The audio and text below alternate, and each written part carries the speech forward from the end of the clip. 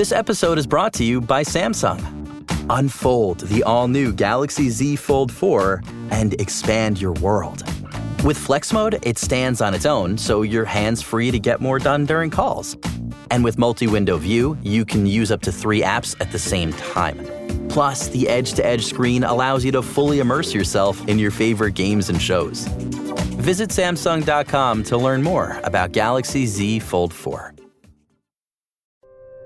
Investors need to keep their finger on the pulse of change. Are we on the verge of a wage increase spiral? How is private capital changing the landscape for small firms? Can investors avoid greenwashing in their ESG exposure?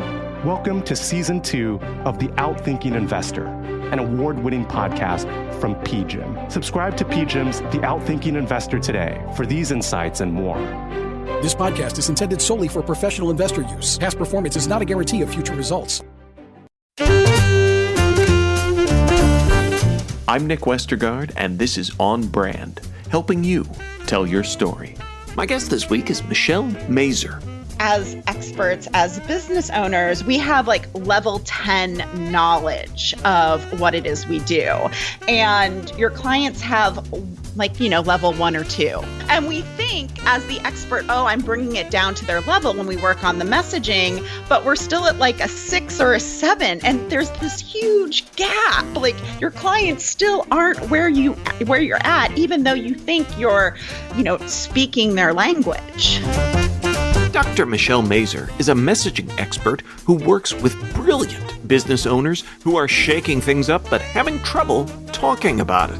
She combines the tools of successful social movements with the qualitative research skills she earned in her Communications Ph.D. to help them craft their powerful, captivating message. The author of The 3-Word Rebellion, host of the Rebel Uprising podcast, and featured in Fast Company, Entrepreneur, and Inc., she knows that speaking about what you do in a clear and captivating way is the key to reaching the people you could help the most and making more money in your business. Michelle, welcome to On Brand. I'm excited to be here, Nick. Thank you. Why is this so hard for us? Your bio tees that up perfectly, and it's like, hey, this sounds awesome. Why is there such a critical need for a Michelle Mazur?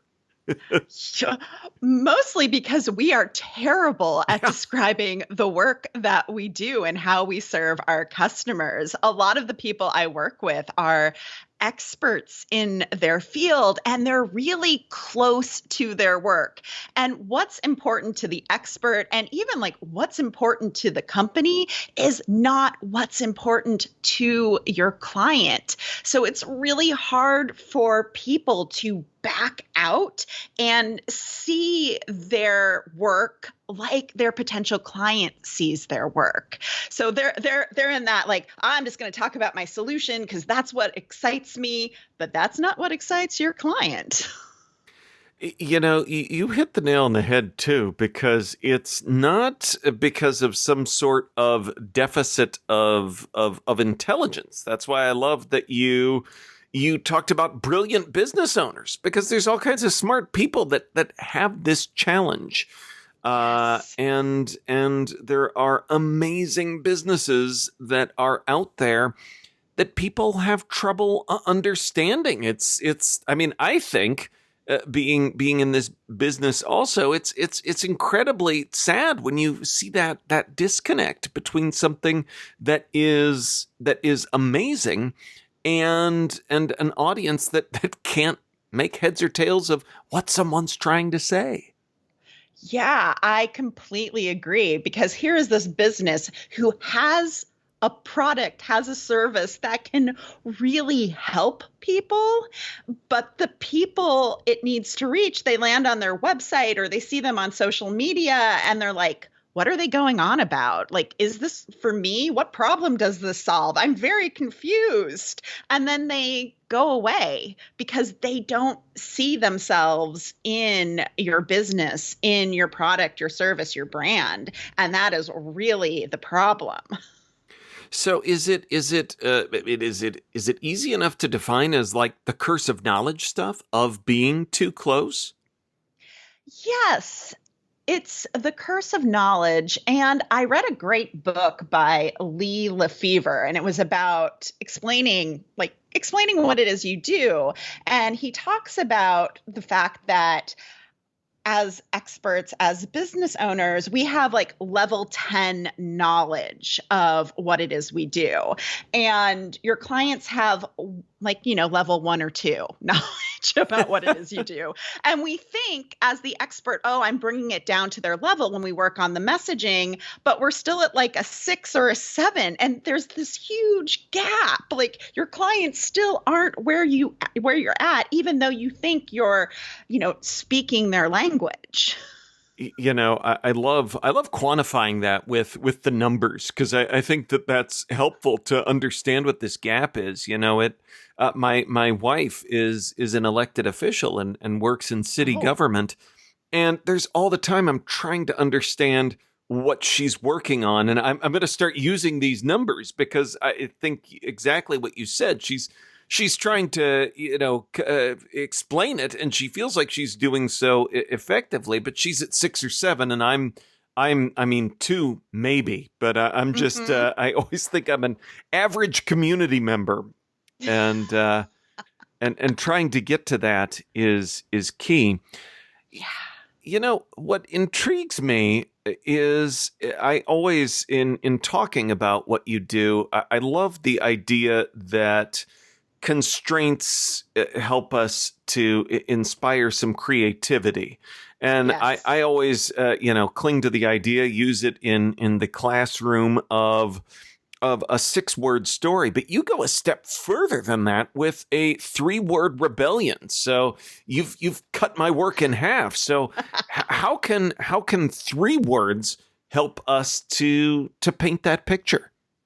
Yeah, I came up with this idea of the 3-word rebellion because I was seeing this rise of social movements. And what social movements are particularly good at is communicating the change they want to create in just a few words, whether it's Black Lives Matter, Make America Great Again, Me Too. It's succinct, it's sticky, it's memorable. And then I looked at some of my favorite thought leaders, speakers, entrepreneurs, and I realized they were doing the exact same thing. Whether it was Simon Sinek and Start With Why, Mel Robbins, The 5-Second Rule, Tim Ferriss, 4-Hour Work Week, they were able to condense the change they wanted to create for people, to create for their industry in just a few words. And in my mind, I was like, well, that's an interesting pattern. That's an interesting connection. And way back in the day when I was in graduate school, I took a social movements class. So I was like, I wonder if I took these questions from social movements and gave them to my clients to free write on, could I come up with this sticky, curiosity-provoking, memorable message? And it actually worked. Which I was like, wow, okay. And I think the beauty about having a 3-word rebellion is it encapsulates the change you want to create for your client. It creates curiosity because when you hear something like Start With Why, all of a sudden your brain is like, oh yeah, that's where I should start. What's my why? Or the 5-second rule, your brain's like, oh, should I be following that rule? What is that rule? I don't know. I must find out. So these messages are really great at creating that curiosity and intrigue that makes people want to know more about the work you do. And I like how, because it seems like a lot of times when we are trying to describe ourselves, describe what we do, we get into titles, we get into SIC code, industry type stuff. But you are rather focused on, how did you say that again? It was the change that you hope to see? Yeah, the change that you hope to see for your clients or even your industry. So people sitting out there love this, like the idea. How do you get started? This is anytime you simplify something down to 3 words or even fewer, that is harder than it initially sounds. Yes, it is. It is. So, the way to get started and the process that I use with my clients and that I talk about in the book is I'm a big believer in free writing. So, I give people prompts. Prompts like, what are you rebelling against? What's the change you want to create? And then I just let them open up their mind and just dump everything out on paper. Because I think the problem with businesses finding their message a lot of the times is it's all up in their heads and they're just thinking about it and rolling it around in their head. And I'm like, no. Let's get it out on paper in a somewhat structured way so we can actually see what we're dealing with and then use that as the raw material to unearth. So pretty much what I do is we're casting a really wide net at first, like let's get all your ideas onto paper using these prompts. And then we can start drilling down into what's important, because I believe that business's 3-word rebellion already exists. It's in something you're saying, but it's just, jammed in there with a bunch of other words around it. So then we start filtering into it and figuring out what that message can be. So is it, I love the idea that it's already there, because a lot of times you do go a long distance, cast that wide net, and then find something that it turns out you've been saying you've been using all the time. So is there a document in that free writing? What form does that wide net take, and how does it become 3 words? Is it iterative? Are there other people involved? Oh yeah, it is definitely iterative. So the way that I work with clients in particular, it's like they do the brain dump and then I take it and I use my research skills to, think about like, hey, what are your creation themes? What are your rebellion themes? Who is the villain in the story that we're talking about? And by the way, the villain is never your customer or client. No, we don't do that. But there's always a villain in the story. And then I start looking for like interesting turns of phrase. I look for great verbs. I'm a big fan of a good verb. And I can create like a word bank from that. And sometimes when you do the exercises, sometimes you just see it. Like I have found 3-word rebellions in all kinds of strange places. Sometimes it's in the free writing. Sometimes I'm on someone's website and I'm like, see something in the footer and I'm like, wait a minute, that's really good. Or they send me a video and I'm watching it and they have this like throwaway line. And I was like, wait a minute, that could be a thing. So they're all over the place, but I feel like that process of it's a cathartic process of getting those ideas out so that you can start that filtering is the best way to find it. On Brand, we'll be right back after this. LinkedIn believes B2B marketing can be to brilliant, be to bold, and be to breakthrough. How? With a platform purpose-built to make B2B mean more for your business. A platform with tools to help you build better relationships with your key customers, to boost your buyer journey while building your brand. A platform with the trusted data and lead generation you need to beat KPIs, drive ROI, and stand out amongst the competition. And with the targeting tools on LinkedIn, you can reach your precise audience right down to their job title, company name, location, and more, to make sure your ads are always being seen by those who matter. So get ready to boldly go where no marketers have gone before, because LinkedIn is where B2B is everything it can be. Rethink your B2B marketing LinkedIn ads and get a $100 credit on your next campaign. Go to linkedin.com/MPN to claim your credit. That's linkedin.com/MPN. Terms and conditions apply. Facebook is building tools to enhance safety and security. Over 40 million people are using Facebook's Privacy Checkup each month. That's nearly 60 times the population of Washington, D.C. Learn more about the work ahead at facebook.com/action. Now, back to the show. I love this concept of these key ideas kind of hiding in plain sight.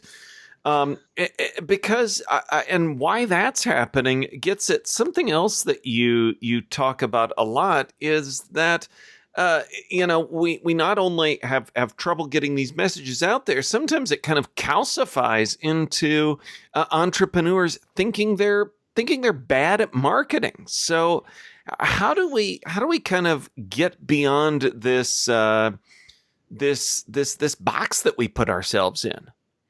Yeah, the bad at marketing box is fascinating to me because usually they are not bad at marketing, because to me, like, marketing is a strategy that you execute in order to like grow your brand awareness and nurture your audience, get them ready to buy from you. Like, that's what marketing does.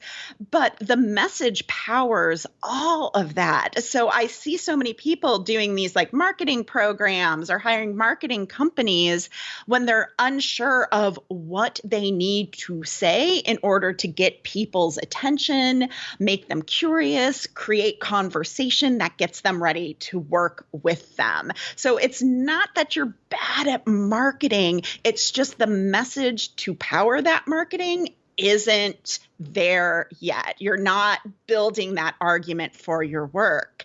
And once you are able to really move people along on that awareness spectrum, then it's like, oh, marketing gets a whole lot easier because now you know what to say in order to get people interested in the work you do or in your business. It's so interesting because we talk about all of, word choice, and listeners of the show know that I often roll my eyes at the labels in marketing for talking about all of this. And I think you said something really key in there that I don't always think that we know how to describe how it interacts, because you very specifically in our sound check, my go-to question is name and title. You call yourself a messaging expert, and we sometimes use all these concepts interchangeably, and I don't know that we should.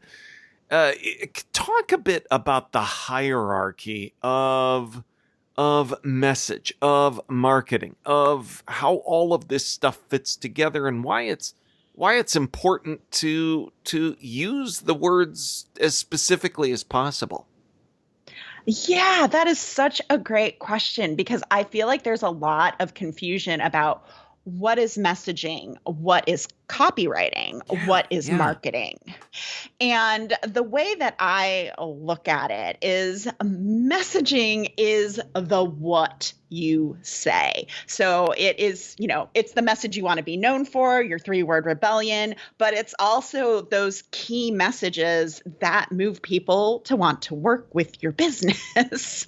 So your messaging then informs copywriting, because the copywriting piece is like, how do you take those messages and turn them into words on a page? And then marketing also fits under messaging, because now you're ready. When you're ready to market, you're ready to amplify your message, but you got to have a message to amplify. Like, that's what marketing does. It amplifies your message. But if you don't know what you're amplifying, your marketing's not going to be effective. And to me, messaging comes in when, you have a solid offer, or whether it's a service or a product, and before you go to market it, you want to know what the message is. And it's interesting to me because, I feel like corporate America dials this in really well, because I worked in market research for about 5 or 6 years after I was a professor. And I worked on a study with Microsoft. It was top secret back in the day, but I'm pretty sure it's because the product's out. It was the Xbox One. And before the launch of it, we did this huge message testing for them, because they wanted to make sure that messaging was dialed in before they started advertising, before they started the launch of the Xbox, even though it was going to be super successful because everybody loved the first version of the Xbox. But they spent all of this time and money really testing what the message they're going to take to their market would be. That's such an interesting especially as you explained it, that, you have your message being your what, your copy being how that is expressed as words, and your marketing being what amplifies that. Because in my head, as you were talking about all this, it seemed like the Russian stacking dolls, the Matryoshka dolls. Yeah. But it's interesting because I feel like of all of those labels, we use marketing constantly, and marketing is the amplification. And I would say honestly, it seems like a lot of times we hear messaging the least. And I think that's a symptom of what we're talking about, that we're so focused on the amplification that we aren't spending the necessary amount of time on what the what is. Yeah, I feel like that's true. I feel like I've spent most of my career explaining to people what messaging is and why they need it, especially when they're frustrated. They're like, I'm really good at what I do. Why, why am I not known for this? And it's like, because you don't know how to talk about it in a way that makes people care. Yeah. And yeah, we do not spend enough time diving into the messaging. And so what we end up with, whether we end up with a lot of jargony, sounds like everybody else type of messaging when you don't focus on the what. Because what you end up doing then for your marketing, if you don't have that messaging, is you look around and see what everybody else is doing. And then you're just like, well, that seems to be working for them. I'll do something similar. Yeah. It seems like when you show up, I'm going to mix metaphors from my stacking dolls here, but when you focus only on the amplification, it's like you're showing up with just a jug of gasoline to put on a fire that you really haven't thought much about building. And after you dump the gas and it gets really big, there's not going to be much of a fire going. You have to stack that up. You have to have all your different kinds of wood in there as well. Yeah. You were talking earlier about the different aspects, and you talked about the importance of verbs. Speaking of the different types of fire starters and things that you need, but you also talked about villains, and I like that, and it made me think about something else in your work that I'm fascinated by that I don't think enough people talk about, and that is this idea of bro marketing. Oh. And let's talk a little bit about that, because I think it's another thing that's out there as well. You've got, I'm in the bad marketing box. Then you've got lots of bro marketing, especially in the entrepreneurial startup space. Yeah, bro marketing is fascinating because it's really about how do we use psychological triggers in order to manipulate your audience, basically. And anyone can be a bro marketer. It's not just men. You see a lot of women use these tactics as well. But Robert Cialdini wrote this famous book, Influence, and he talks about these psychological triggers of persuasion. And he wrote the book with the intent of hey, you should be aware of these because they're easily manipulated. Things like scarcity and social proof and authority and liking and familiarity. He's like, all of these can be weaponized. And I feel like a lot of the bro marketers looked at that book and said, yes, let's weaponize these things. And to take it back to messaging, I feel like people use or rely on bro marketing because they don't have a message. They still need to persuade people. They're not sure what to say, so they can just jam on people's pain points, up their anxiety, give them that fear of missing out. And all of a sudden, your solution is the solution that's going to solve everything for them. And it's only available for a limited time. And look at all these great people who got great results. Never mentioning the people who didn't get any results at all, but, whatever.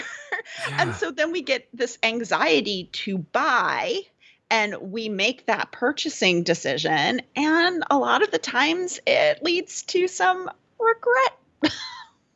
Yeah, I mean, it's just I think weaponizing Cialdini is something that I'm sitting here not yes, and focus. It seems like back to the wrong kind of amplification, and it's beyond anything else. It does feel like it moves us further away from what you're talking about in terms of your meaningful message.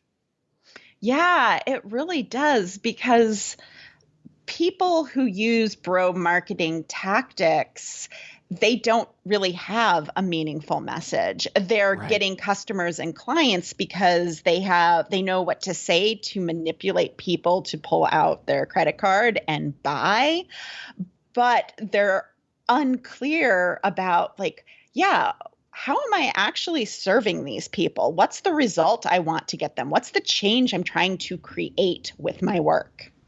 And I also think, you've got some of those triggers that can, produce, some sort of an immediate impact. But if we talk about a meaningful message, it's something that has meaning probably for the long term. And pulling those triggers isn't going to do that the way that true long-term connection with someone can.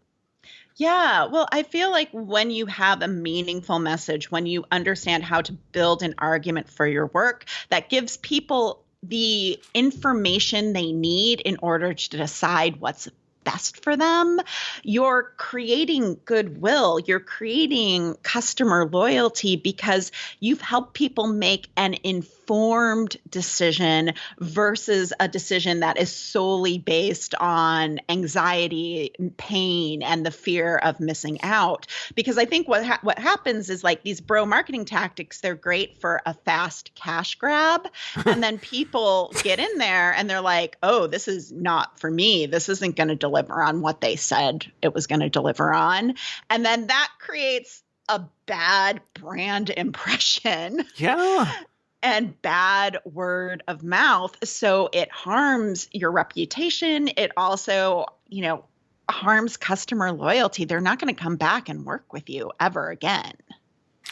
All right, so we've gotten everyone whipped up on messaging. If folks are sitting out there thinking, God, I want to do something as a result of this, whether they are a personal brand, an entrepreneur, or a brand that is marketing without that foundational message, what's one thing that they can do right now that is a step in clarifying that? So I'm going to give you the first step that I always tell people they need to take. Listen to your clients and customers. They're constantly talking to you.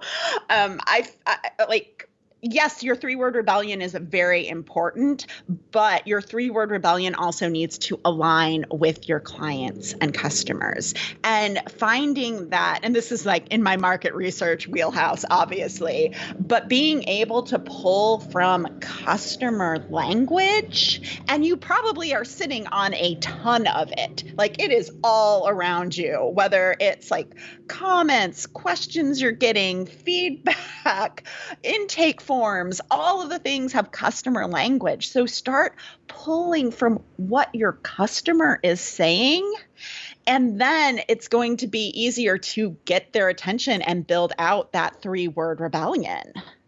That is amazing advice, and also helps anyone around that wants to get started but is intimidated by a blank page. Here's how you can fill it up quick. Yeah, go look for the customer language that is probably out there as well. And even if you're not doing market research, look for what folks have sent in email. It's out there. It's findable. Yes, absolutely. Well, Michelle, I've been nodding and smiling throughout our conversation. Now I get to ask you for a brand that has made you smile recently. All right. So the brand that makes me smile all the time they're called Funko Pops. I don't know if you're familiar. So they're these little like collectible toys of popular culture characters. So like Baby Yoda. I have some from the cast of Breaking Bad. I have Funko Pops from Duran Duran. And so I love Funko Pops because it's, you get to take a piece of popular culture home with you. And then it's an expression of your personality and who you are. And they're just kind of fun to have around.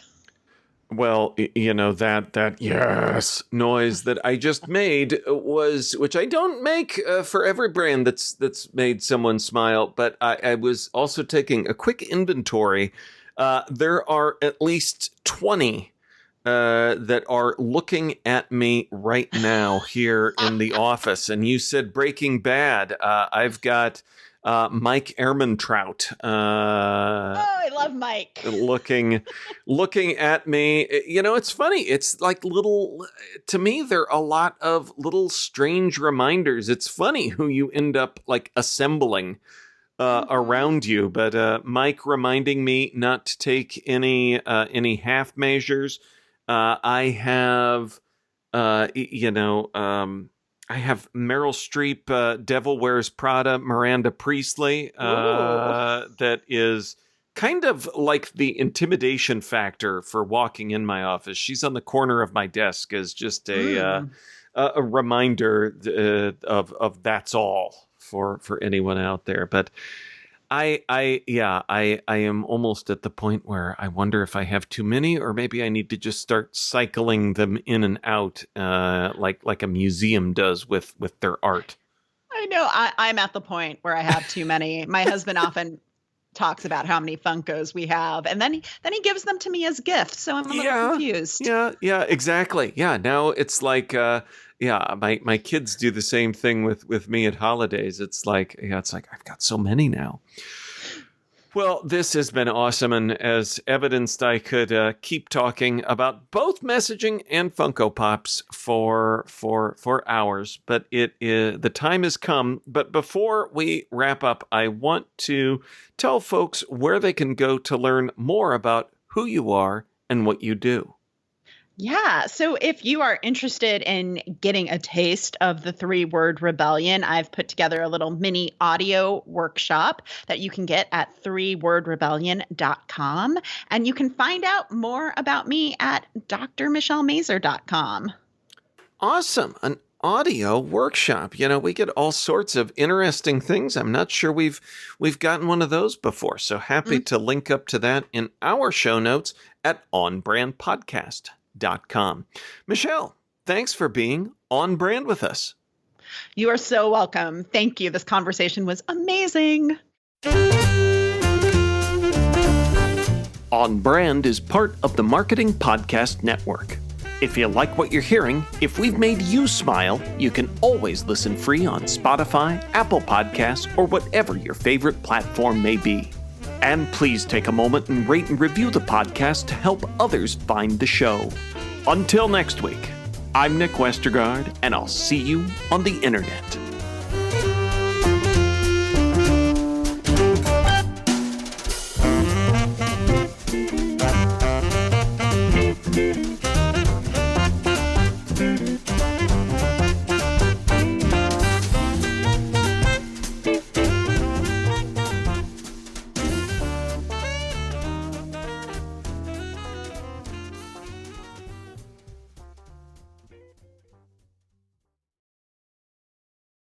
This podcast is heard along the Marketing Podcast Network. For more great marketing podcasts, visit marketingpodcasts.net.